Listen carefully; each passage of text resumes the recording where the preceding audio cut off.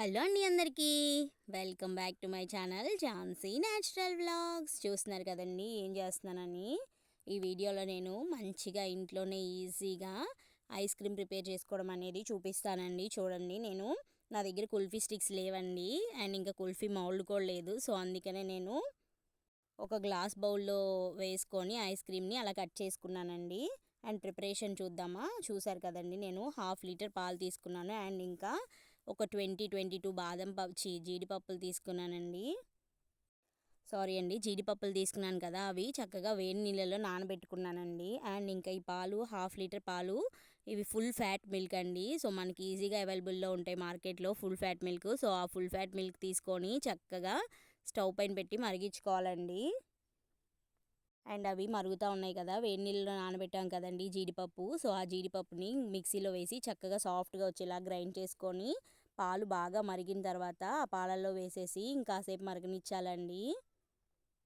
And ఇంకా దానిలోనే custard powder, 1 spoon custard పౌడర్ని నేను వాటర్లో కలిపి వేస్తున్నానండి. వాటర్లో కానీ పాలలో కానీ కలిపి లంప్స్ ఏం లేకుండా ఆ పాలలో వేసుకోవాలండి. మనం డైరెక్ట్గా స్పూన్తో వేసేసామంటే లంప్స్ ఫామ్ అయిపోతాయి మిల్క్లో. సో అందుకనే పాలల్లో కానీ నీళ్ళలో కానీ కలిపి వేసుకోవాలి.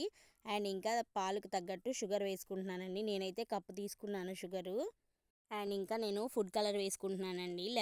Lemon yellow colour food colour ఉంటే అది వేసుకుంటున్నాను కొంచెం అంతా. ఫుడ్ కలర్ని కూడా వాటర్లో కలిపేసి అండ్ ఇంకా ఆ పాలల్లో మిక్స్ చేశాను. సో నా దగ్గర అయితే కుంకుమ పువ్వు లేదండి. మీ దగ్గర కుంకుమ పువ్వు ఉంటే చక్కగా పాలల్లో కుంకుమ పువ్వు వేసుకొని నానబెట్టుకొని అవి వేసుకోవచ్చు. ఇంకా ఇక్కడ చూసారు కదండి, పాలు ఎంత దగ్గరగా మరగనిచ్చానో. ఇంకా బాగా మరగాలి. అండ్ ఇంకా ఇలాగే దీంట్లో ఇలాచీ వేసుకున్నానండి. అండ్ ఇంకా 2 డ్రాప్స్ ఆఫ్ వెనిలా ఎసెన్స్ కూడా వేశాను. And already 1 cup of sugar తీసుకున్నాను కదండి, దాన్ని గ్రైండ్ చేసేసి మిక్సీ వేశాను సాఫ్ట్గా. సో దాన్ని పాలు దగ్గర పడిన తర్వాత పాలలో కలిపేస్తున్నానండి. కలిపేసి జస్ట్ 2-3 స్పూన్స్ ఇలా షుగర్ పౌడర్ అనేది వేసుకున్నానండి. ఫుల్గా వేసేసుకొని చక్కగా కదిపేసుకొని ఒక 2 మినిట్స్ అలాగే బాయిల్ చేసుకున్నాను. చూసారు కదా, ఇంకా చిక్కగా ఇంత దగ్గర పడాలండి. ఇంత దగ్గర పడే వరకు చక్కగా బాయిల్ చేసుకున్నాను. అండ్ ఇంకా నెక్స్ట్ చక్కగా ఇలా కప్లో వేసేసుకొని డీప్ ఫ్రిడ్జ్లో పెట్టుకోవాలండి. ఈజీగా 5-6 అవర్స్ టైం పడుతుంది అది ఐస్ క్రీమ్ లాగా ఫామ్ అవడానికి. ఇంకా సమ్మర్ వచ్చేసింది కదండి, పిల్లలకి ఐస్ క్రీమ్ అంటే చాలా చాలా ఇష్టం కదా. స్కూల్ నుంచి రాగానే నేను ఐస్ క్రీమ్ ప్రిపేర్ చేశానని చెప్తే మా పిల్లలు ఎంత హ్యాపీగా ఫీల్ అయ్యారో. ఇంక ఈ సమ్మర్లో పిల్లలు ఊరికే ఐస్ క్రీమ్ కావాలని, డ్రింక్స్ కావాలని అడుగుతూ ఉంటారు కదా. సో వాళ్ళ కోసం అయితే ఇది చక్కగా ప్రిపేర్ చేసి ఇవ్వచ్చండి. చాలా అంటే చాలా టేస్ట్గా ఉంది.